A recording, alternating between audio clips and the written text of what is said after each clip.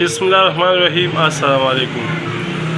جنازین دلته زموږ یو مشر دی، هغه په دې بازار کې تېرېدی دی، تاړې بازار کې، او دلته یو دکاندار ته ودرېده او سودا یې اخېسته، جیب کې لاس کړ، د جیب نه 3 لوېدلي دي. او نور خبرې به د سره کوو چې دی څه بیل غواړي. سودا مې اخېستله او بس سودا مې وکړه او بس 3-5 رانه پروتې دي.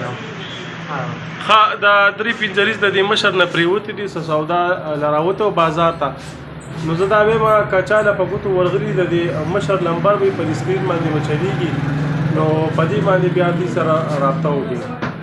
غریب سړی دی او دیاړي مار دی او دغه پیسې ته ورکې شوي دي، نو که چا له په ګوتو ورغلي مهرباني وکړي چې دا بیا دې سره رابطه وکړي او دې ته یې حواله کړي. ستاسو څه نمبر دی موبایل؟ 0300 90 56 357.